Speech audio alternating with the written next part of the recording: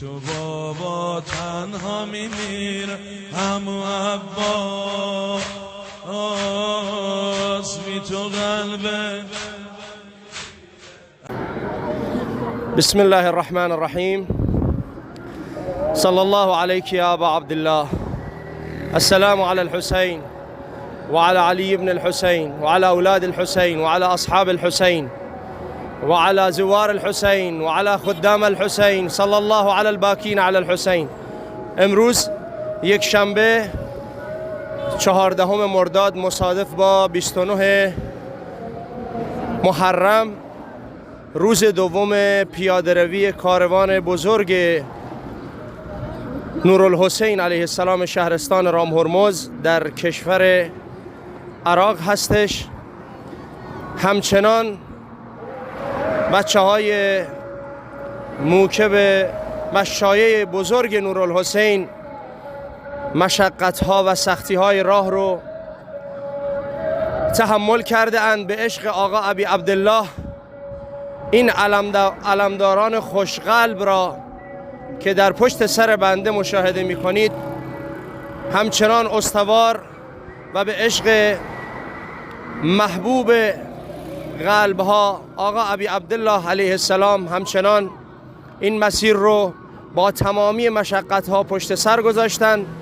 الان ورودی شهر الدیر از توابع استان بصره هستیم.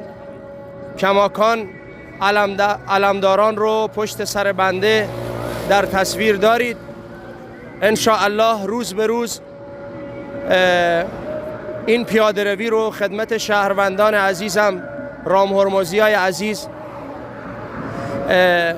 به تصویر میذاریم، به عرصه تصویر میذاریم که علاقمندانی که تا الان سعادت پیوستن به این موکب بزرگ که در واقع موکب خودشون هست رو ندارن به ما بپیوندن و ان شاء الله با این علم هایی که پشت سر بنده هست به حول و قوه الهی و به عنایت اهل بیت وارد حرم آقا ابی عبدالله و به صورت رسمی و عزای رسمی بشیم.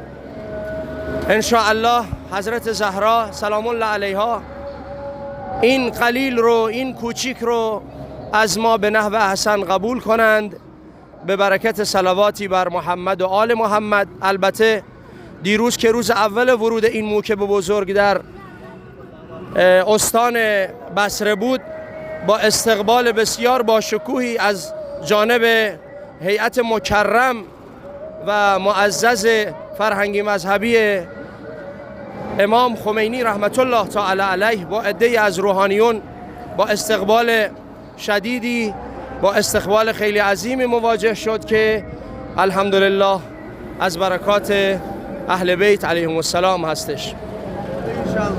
در نهایت شما رو تا لقایی دیگر، تا دیداری دیگر به خدای بزرگ می سپارم. لبیک یا حسین، لبیک یا حسین، لبیک یا حسین.